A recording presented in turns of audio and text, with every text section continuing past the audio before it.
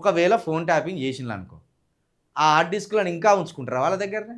ఉంచుకుంటారా? నిజం మాట్లాడాలంటే అవి ఎప్పుడో ఆధారాలను మాయం చేసి ఉంటారు. ఒకవేళ చేస్తే మామూలుగా రాజకీయ పరిజ్ఞానం ఉన్న వాళ్ళు ఇది అందరికీ తెలిసి ఇది ఒకవేళ వీళ్ళకు మన ప్రభుత్వం రాదిగా, కాంగ్రెస్ ప్రభుత్వం రాబోతుంది అని వాళ్ళకి తెలిసిన మరుక్షణం ఒకవేళ ఫోన్ ట్యాపింగ్ సంబంధించిన హార్డ్ డిస్కులో వాటికి సంబంధించి ఆధారాలు అవన్నీ ఇంకా భద్రంగా దాచిపెట్టుకుంటారా?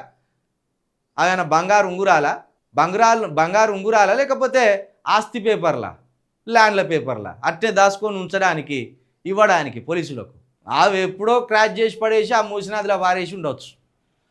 ఒకవేళ ఫోన్ ట్యాపింగ్ జరిగి ఉంటే హార్డ్ డిస్కులు, ఆధారాలు, ఈ ఆధారాలు ఆని మొత్తం ఎక్కడికక్కడ దంచిపారేసి ఆ మూసినదిలో వాడేసి ఉండొచ్చు.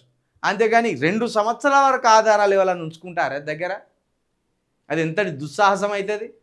అది తెలుసు రేవంత్ రెడ్డి గారి ప్రభుత్వానికి, అది కూడా తెలుసు.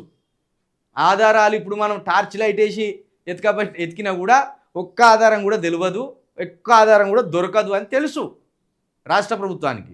కాకపోతే ఏంటంటే మనకున్న అధికారంతో కేసీఆర్ గారిని ఒక్కరోజైనా ఫామ్ హౌస్ నుండి తీసుకొచ్చి పోలీస్ స్టేషన్లో కూర్చోబెట్టి విచారణ పేరుతోటి ఒక 7-8 గంటలు ఇబ్బంది పెడితే మనకెంత హ్యాపీ.